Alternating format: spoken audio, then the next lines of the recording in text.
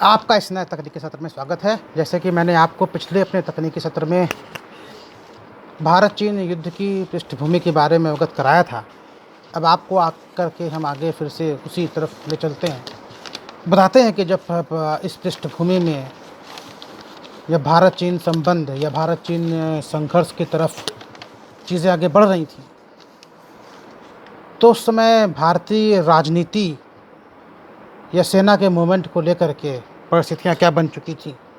और जब ये एक तरीके से जब ये निर्णय हो चुका था कि भारतीय सेना उस ओर जा कर के अपना सैनिक कार्रवाई शुरू करेगी, तो उनको किन परिस्थितियों में कार्य करना पड़ा और किस तरीके से उनको आदेश दिए गए और किस तरह वहाँ उनकी तैनाती शुरू हुई। देखिए, जो चीन की सेना उस समय जो भारतीय क्षेत्र में आ चुकी थी, उसको जब खदेड़ने का या यहाँ से जब भगाने का आदेश जारी हुआ, तो उस समय पंडित नेहरू विदेश में थे और यह आदेश कृष्णा मेनन साहब का था, जो उसमें रक्षा मंत्री थे।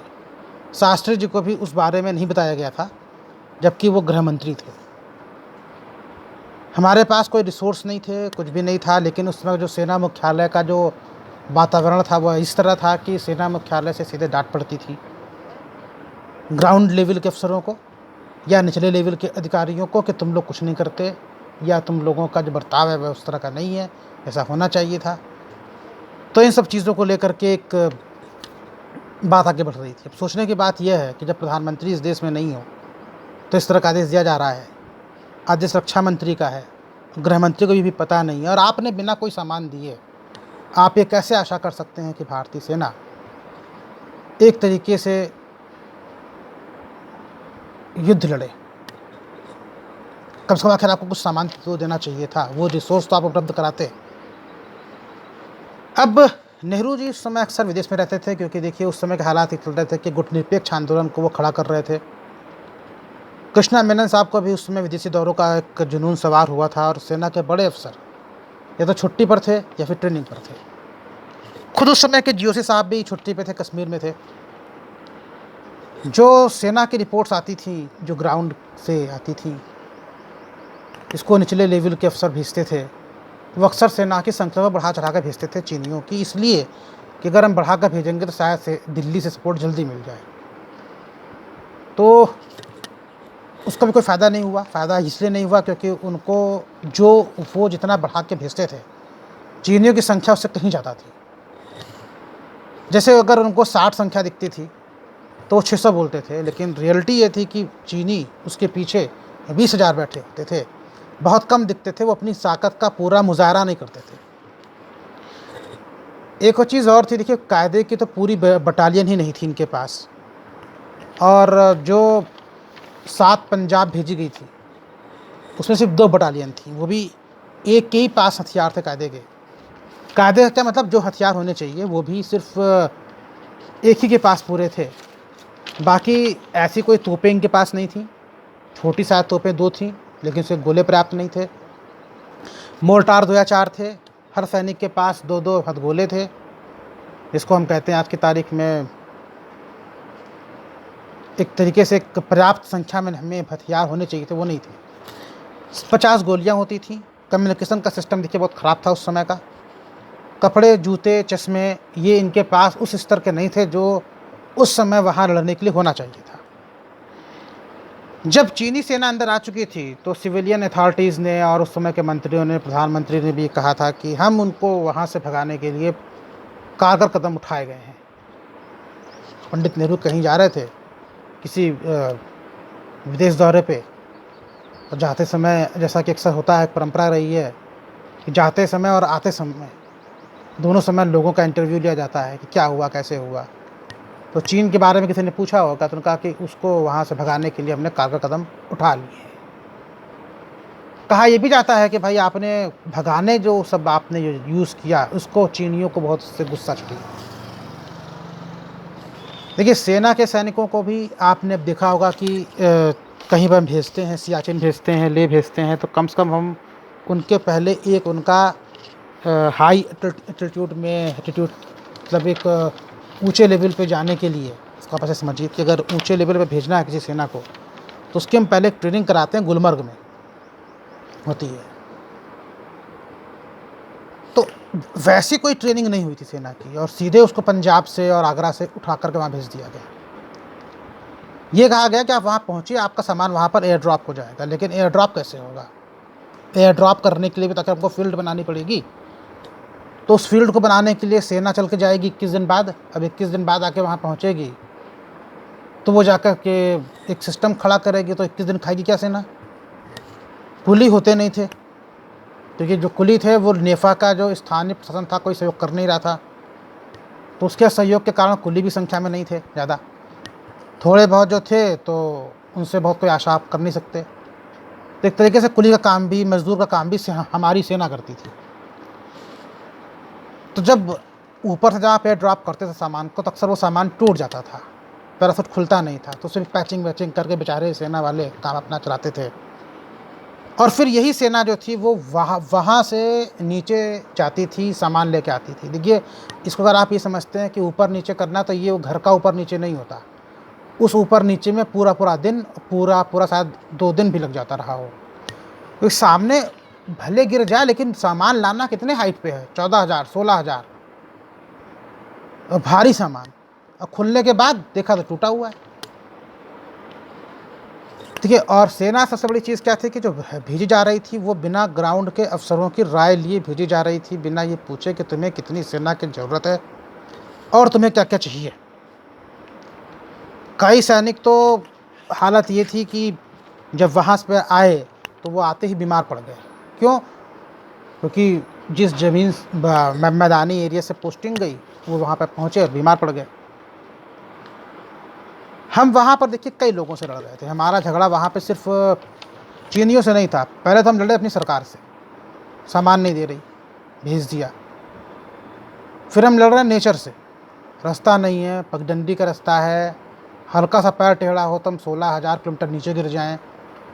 उसके बावजूद भी हम वहाँ पर पहुँचे। हम चीनियों से लड़ने के लिए बिल्कुल तैयार थे कि भाई कम से कम आखिर किसी भी तरीके से हमारे देश की जो मिट्टी है वो सुरक्षित रहनी चाहिए। लेकिन चीज़ें हम लड़ किसके लिए रहे हैं? मतलब हमें भेजा जा रहा है, कोई तो वहाँ पे हो, किसके लिए? हमारी ऊपर कोई नहीं सुनता, प्रकृति हमारा साथ नहीं दे रही, चीनी हमको मारने के लिए बैठा हुआ है, तो हम और हमारी अपनी स्वास्थ्य की समस्याएं वहाँ पहुँच करके हो गई। तो वहाँ पर सेना सिर्फ चीन से नहीं लड़ रही थी, सेना वहाँ 4-5 चीज़ों से लड़ रही थी, और उसके बाद भी हम वहाँ पे काम कर रहे थे। देखिए, सेना वहाँ पे सामान, जहाँ तक बात आती कितना ले जा पाती थी, देखिए सामान सेना बहुत कम ले जा पा रही थी। उसका कारण क्या था कि 21 दिन पैदल चलना है। अब 21 दिन पैदल चलने का मतलब ये हुआ कि भाई 21 दिन पैदल चलने के लिए आपको कम से कम 42 टाइम तो खाना खाना पड़ेगा ना एक सैनिक को।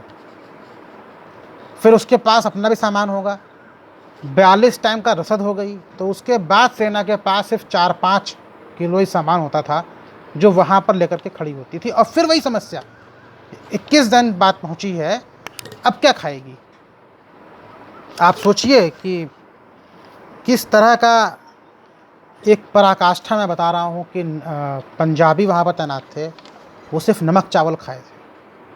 आप सोचिए कि सेना को किस तरह के युद्ध में डाल दिया गया और खाने तक की व्यवस्था नहीं की गई थी, और हम लड़ किस किस परिस्थितियों से रहे थे वहाँ पे। एक और चीज़ है कि जैसे मान लीजिए, एक और जिक्र आता है कि नक्शे पुराने थे। अब नक्शे कैसे पुराने थे? देखिए, एक आसाम राइफल से एक जवान था, उस बेचारे ने एक नक्शा तैयार किया। नक्शा कैसे तैयार किया? मान लीजिए मेरे पास ये कागज़ है, अब मैं कहीं पे जाऊँ, मैं नक्शा बनाने लग जाऊँ उस एरिए का, और कागज़ यहाँ पे आकर ख़त्म हो जाए इस जगह पे, तो अगर मैं जो नाम यहाँ पर लिख दूँगा, जो भी मैंने एरिया का नाम लिख दिया, तो मतलब ये थोड़ी है कि वो एरिया यहीं पर यहीं का हो गया। ऊपर बैठे लोगों को क्या ये भी नहीं पता था कि जो मैप रीडिंग होती है उसमें मैप डिस्टेंस और ग्राउंड डिस्टेंस में अंतर होता है।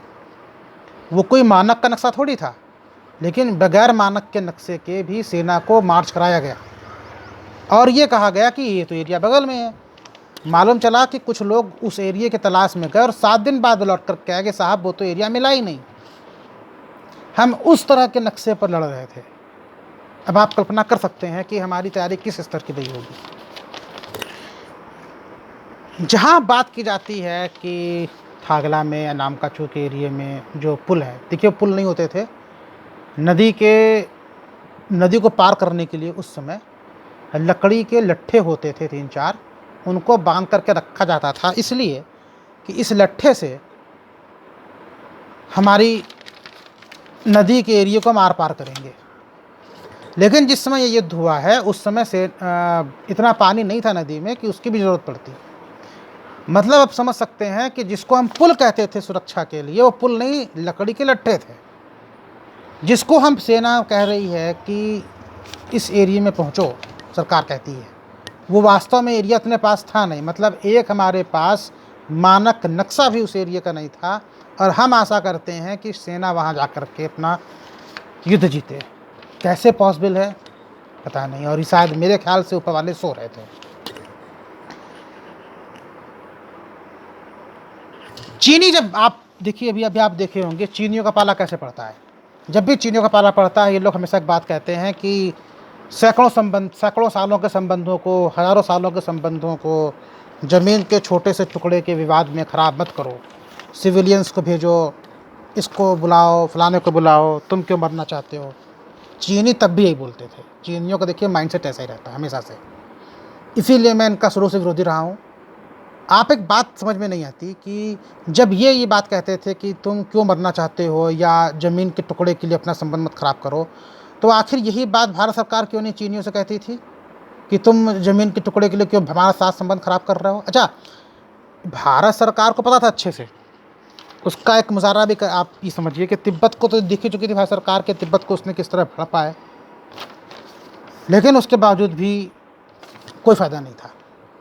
दूसरी चीज़, अब आप देखिए चीनी कैसे काम करते हैं। जब चीनी तिब्बत में आए तो कहते हैं कि जिस हाईवे को बनाया था उसी हाईवे से, मतलब उसी रास्ते से ले गए पकड़ के तिब्बतियों को और अपने यहाँ ट्रेंड किया।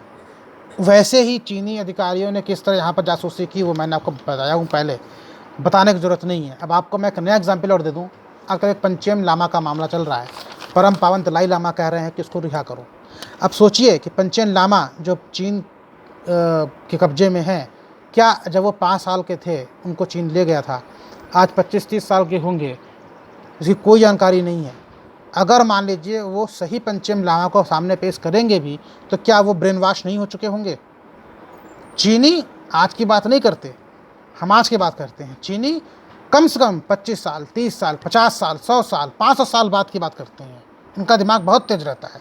मैंने आपको पिछले सत्र में बताया था कि हमारा झगड़ा उस विचारधारा से है जो ये कहती है कि सत्ता बंदूक की नली से निकलती है, माओ से तुंग, और सुन जू का ये कहना कि इस दुश्मन को जानो तभी 100 युद्ध जीतोगे। आप सोचिए कि हमारा झगड़ा किस तरह के मानसिकता वाले लोगों से है। सरकार का आदेश था कि चीनियों के सामने डटे रहना है और सिर्फ आत्मरक्षा में ही फायरिंग करनी है। महू में जनरल कौल साहब जो थे, वे आर्डर नहीं, एक लेक्चर दिए, कहे कि जो भारतीय कमियां थीं उसी को बताया कि ये कमियां चीन की तरफ है। मतलब रिसोर्स नहीं है, लेकिन बस एक फर्जी वो डींग हाँकना और ये सब जो नखरेबाजी थी ना, वो ऊपर बैठे हुए लोगों को बहुत चल रही थी। आर्मी चीफ उस समय जो थे सीधे ब्रिगेडियर लेवल के लोगों को आदेश जारी करते थे और कहते थे कि भाई 19 सितंबर तक ना पंजाब जो थाकला पर कब्जा कर लेगी, हिम्मतसोला और कारपोला 2 पर कब्जा कर लेगी। जब ये आदेश जारी किए गए हैं तो माननीय प्रधानमंत्री और वित्त मंत्री, ये दोनों लोग विदेश में थे। रक्षा मंत्री न्यूयॉर्क जा रहे थे और जीओसी साहब जो थे वो हमारे कश्मीर में छुट्टी मना रहे थे। अब आप सोचिए कि उच्च स्तर के अधिकारी और मंत्री क्या कर रहे हैं और सेना कहाँ मूव कराई जा रही है। अच्छा, जिन मीटिंग के बाद कहा गया था कि भाई तुम यहाँ पहुँचोगे, इस जगह को खाली कराओगे, ये करोगे, वैसा करोगे, वो वास्तव में एरिया चीन के कब्जे में था। चीन वहाँ घुसा हुआ था और सेना यहाँ से मूव ये क्या कराई जा रही है कि तुमको वहाँ पहुँच करके उस एरिया पर कब्जा कर लेना है, चीनी को भगा देना है। चीनी वहाँ अपनी बहुत मजबूत स्थिति में बैठे थे जिसका इनको अंदाज़ा ही नहीं था। क्या कभी भी लेफ्टिनेंट जनरल या जनरल साहब ने वहाँ जाकर नहीं देखा कि वहाँ पर क्या हालात हैं? क्या रक्षा मंत्री को वहाँ पर जाकर नहीं देखना चाहिए था? क्या सीनियर ब्यूरोक्रेट्स को जा कर के बॉर्डर एरिया पर नहीं देखना चाहिए था कि हालात क्या हैं? क्या सब लोग आंख मूंद कर बैठे हुए थे? सेना को आखिर आप बलि का बकरा क्यों बना रहे हो? भाई युद्ध लड़ना एक, ठीक है, मजबूरी में युद्ध लड़ा जाता है। युद्ध लड़ने के लिए सुविधाएं दी जाती हैं, रिसोर्स दिए जाते हैं, फिर आशा की जाती है कि भाई चलो लड़ते हैं युद्ध। आपने कुछ दिया नहीं, आप युद्ध की बात करते हो। अब आप सोचिए कि जो सेना 21 दिन पैदल चल कर जाएगी, कब आराम करेगी और कब कब्जे का युद्ध लड़ेगी। कम्युनिकेशन स्किल बिल्कुल, जो कम्युनिकेशन की जो लाइन थी बिल्कुल सेफ़ नहीं थी। हालात तो ये थे कि वायरलेस सेट को लेकर के भी शायद 10-12 लोग चलते थे। अब आप समझ सकते हैं कितना भारी सेटअप रहा होगा उस समय। कुछ सैनिक तो रिटायरमेंट के लिए जा रहे थे, वो वापस लौटे, उन्होंने युद्ध में प्रतिभाग किया और हालात ये थे कि वो शहीद भी हो गए। जी हाँ, ये एक रियलिटी है। सेना नमक चावल खाकर मूव कर रही थी और हम सिविलियंस क्या करते हैं? खाने में दुनिया भर की चीज़ चाहिए। आज की तारीख में पिज़्ज़ा चाहिए, बर्गर चाहिए, चाउमीन चाहिए। हम जिस चाइनीज़ फूड की बात करते हैं अक्सर, सोचिए कि उसी चाइनीज़ फूड ने, जिस देश का है, उसने हमारे देश के शहीदों की, देश के लोगों को शहीद किया है। राष्ट्रीय चेतना का ये विषय है। देखिए, कोर्स ख़त्म कराना या सिलेबस पूरा करना एक अलग बात हो जाती है, लेकिन जहाँ पर राष्ट्रीय चेतना की बात आती है, मेरा मानना है कि राष्ट्रीय चेतना तो आनी चाहिए ना आखिर आपके मन में। 30 सितंबर को कृष्णा मेनन साहब भारत लौट के आते हैं और 2 अक्टूबर को हमारे प्रधानमंत्री नाइजीरिया चले जाते हैं और लाओस। भाई उनको तो गुटनिरपेक्ष का नेता बनना था, लेकिन गुटनिरपेक्ष के आप नेता बन रहे हैं, आप अपना अंतर्राष्ट्रीय स्तर पर कद बना रहे हैं। आप दिखा रहे हैं कि आपने संयुक्त राष्ट्र संघ के बाद आपने सबसे बड़ा एक संगठन खड़ा कर लिया है। तो भैया आपको अपने बगल के चीन की खबर क्यों नहीं थी? ये किसका फेल्योर है? आपका फेल्योर नहीं है। दुनिया के दूसरे सबसे बड़े संगठन का नेता ये कह दे कि मुझे अपने पड़ोसी देश की खबर नहीं है, उसके देश पर युद्ध होने जा रहा है और वो विदेश यात्रा में लगा है। खैर भाई, क्या कह सकता हूँ। इनका देखिए मेनन साहब को भी अंतर्राष्ट्रीय स्तर पर अपना कद दिखाने का एक चस्का चढ़ गया था और वो उसी पे लगे हुए थे। इनका मानना था कि भाई जब विदेश मंत्री कह चुके हैं कि हम युद्ध नहीं करेंगे तो नहीं करेंगे। अब मामला एक और होता है। एक मुँह लगे अफसर थे जनरल BM गौल, रक्षा मंत्री साहब के और PM साहब के। वो अचानक छुट्टी से वापस लौटते हैं और कहते हैं कि भाई हथियार हो या ना हो, संसाधन हो या ना हो, चीन हटे तो हटे, वरना हटा देंगे। तो भाई ठीक है, अगर आपको इतना अच्छा है तो भाई आप चलो, आप ही के लिट्ठो बना देते हैं। और अचानक रातों रात एक 4 कोर खड़ी कर दी गई। उस 4 कोर के जो कमांडर साहब थे, कोर कमांडर, वो थे जनरल BM कौल। और जनरल BM कौल पहुँचते हैं बॉर्डर एरिया पे। इनके पास 2 ब्रिगेड थी, 5 और 7। और जब ये वहाँ पहुँचे तो देखिए वहाँ पे हालत ये हो जाती है कि इन्होंने कहा पहली चीज़ जा कर के कि जनरल उमराव से आर्मी चीफ थापर की और लेफ्टिनेंट जनरल LP सेन की नहीं बन रही है। ये LP सेन वही साहब हैं जो 47 के वार में ब्रिगेडियर थे, प्रमोशन पा करके लेफ्टिनेंट जनरल बन गए थे। और क्या उमराव साहब की इन दोनों से नहीं बनती, इसलिए मैं यहाँ पे आया हूँ। अब जब ये आने वाले थे तो आप इनका खौफ समझ सकते हैं कि इनका खौफ क्या था कि जनरल कौल के आने के जस्ट पहले ब्रिगेडियर दलवी के जो सीनियर अफसर थे, उन्होंने दलवी साहब से कहा कि आप यहाँ से भाग जाइए, बॉर्डर पे पहुँचिए। उन्होंने कहा भाई बॉर्डर पे कहाँ जाऊँ, मेरे पास कोई ऐसा ऑर्डर नहीं कि मैं बॉर्डर पे रहूँगा या अपने ब्रिगेड ऑफिस में रहूँगा। मुझे इस तरह का कोई भी स्पष्टीकरण अब तक नहीं मिला जिसमें क्लियर लिखा हो कि मेरी भूमिका कहाँ पे है। तो कहा नहीं, वो बहुत सख्त आदमी है और वो तुमको यहाँ पर नहीं देखना चाहेंगे, आप तुरंत जाइए। तो भाई इस दोपहर का टाइम हो रहा है, मैं पहुँचूँगा 1 घंटे बाद, मुझे फिर कहीं रुकना पड़ जाएगा और कई दिन पैदल चलना पड़ेगा। तो क्या ऐसा है, तुम यहाँ से निकल जाओ, किसी चरवाहे की झोपड़ी में सो जाना, फिर जा कर के हम लोग कह देंगे जब आएंगे कि वो वहाँ से निकल गए। सोचने की बात है, हम लड़ किससे रहे, चीनियों से या अपने अफसरों से। और ऐसी चोरी भाई किस बात की कि ब्रिगेड कमांडर को कैसे भगाना पड़े। चलिए कोई बात नहीं। जब वो भारत सीमा पर पहुँचे, भारत चीन सीमा पे, जनरल कौल, तब उनको जाकर अपनी गलती का एहसास हुआ कि जो यहाँ से रिपोर्टें भेजी जा रही थी, चीन उससे भी ज़्यादा मजबूत कंडीशन में है और वहाँ कहते हैं कि हाँ ये तुम लोग सही कह रहे हो, और फिर लोकल लेवल के अफसरों से सहमत होते हुए उन्होंने उनकी बात की पुष्टि की और ये बोला कि मैं इस रिपोर्ट को ऊपर लगाता हूँ। उसके बाद उन्होंने कहा कि मैं जा रहा हूँ दिल्ली परमिशन लेने के लिए, जो भी बातें रही हो तुम लोग इस जगह को खाली मत करना।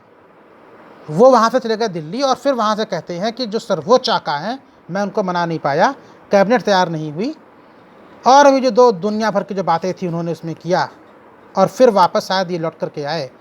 लेकिन एक बड़े हास्यास्पद और संदेहास्पद कंडीशन ये थी कि जिस दिन चीन ने भारत पर अटैक किया है उसकी एक पहली रात को इनको बीमारी बता करके वहाँ से हटा दिया गया था। कोर कमांडर, कैसा कोर कमांडर? ऐसा ठीक है, कोर कमांडर भी बीमार पड़ते हैं, ऐसा नहीं है। उनकी जगह फिर कौन आया था?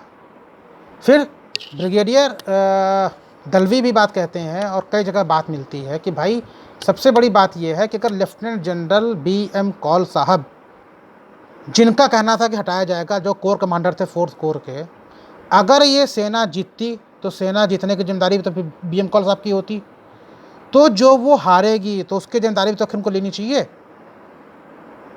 दूसरी बात, योजनाओं पर आपने सहमति जताई लोगों से, दिल्ली जाकर के आप पलट जाते हैं। अब आप हालात समझिए क्या हो चुके थे कि उस समय देखिए जो दोनों ब्रिगेड थी 5 और 7, वो भी अपनी फुल स्केल पर नहीं लड़ रही थी, हथियार नहीं थे। 7वीं के पास जो ब्रिगेड थी, जो 2 बटालियन थी, उसमें भी आधी के पास, एक के पास पूरे सामान नहीं थे।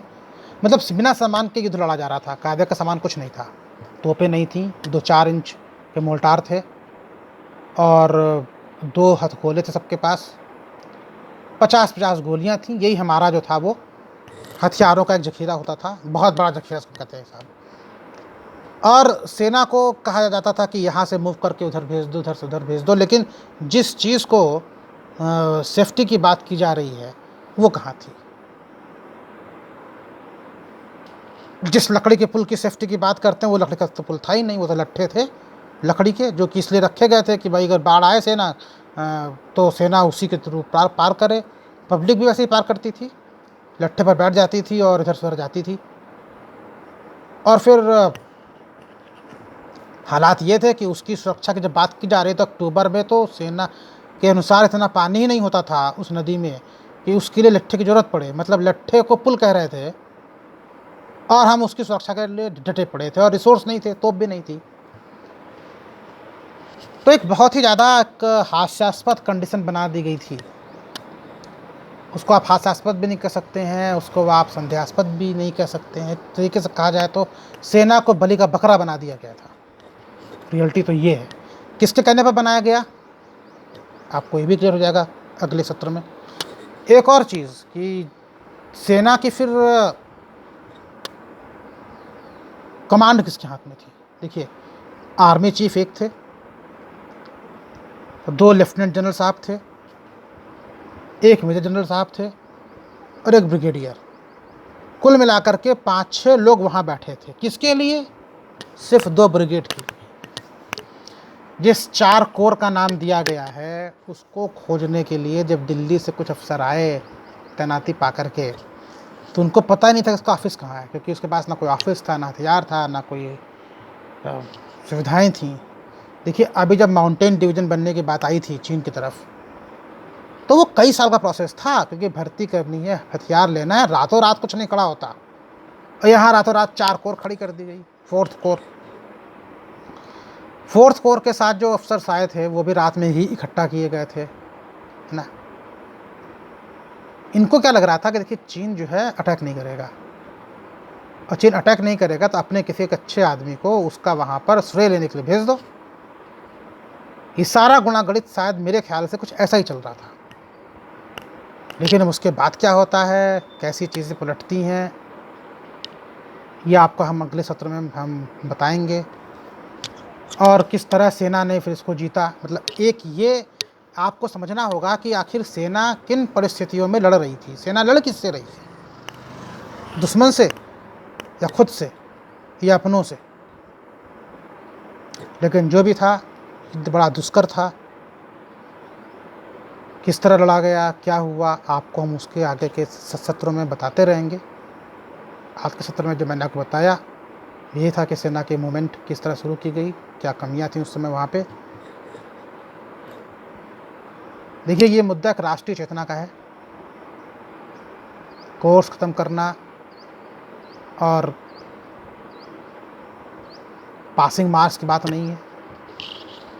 ऐसा भी नहीं कि सिर्फ ग्रेजुएशन स्तर के ही लोग इसको देखें, क्योंकि आपको समझ होनी चाहिए कि आखिर आपके साथ क्या हुआ था पास्ट में। चीन आज भी अपनी मानसिकता से नहीं उभरा है, आज भी आपके वो बॉर्डर को बराबर सुलगा रहा है।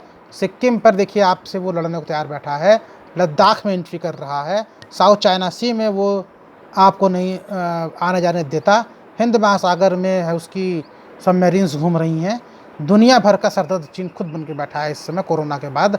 पहले वो हमारा सरदर्द सन 50 से था और आज दुनिया का सरदर्द बन चुका है। एक बात मैं आपको यहाँ पर फिर से क्लियर कर दूँ कि मैं यहाँ पर कुछ लोगों का मैंने नाम लिया है जो सेना के अफसर हैं, कुछ मैंने नेताओं का नाम लिया है, कुछ मंत्रियों का नाम लिया है, लेकिन इसका मतलब ये नहीं है कि मैं संसदीय परंपरा का या संसद का सम्मान नहीं करता या सेना का सम्मान नहीं करता। ये कुछ लोग थे जिसके कारण हम हारे हैं। इसका संसदीय परंपरा और सेना से कोई लेना देना नहीं है। मैं सेना का और संसदीय परंपराओं का किसी और व्यक्ति से ज़्यादा सम्मान करता हूँ, लेकिन जो लोग इस घटनाक्रम के पीछे थे, जो लोग इस युद्ध के पीछे थे, जिस कारण भारतीय सेना हारी और लोग शहीद हुए, उनके बारे में जानने का देश को पूरा अधिकार है। अब आपको अपने हम नए सत्र में फिर से इसके आगे के डेवलपमेंट्स बताएंगे। थोड़ा सा ये युद्ध लंबा चल रहा है, उसका कारण यही है कि इस युद्ध में इतनी ज़्यादा चीज़ें जुड़ी हुई हैं, इसको समझना बहुत ज़रूरी है। धन्यवाद।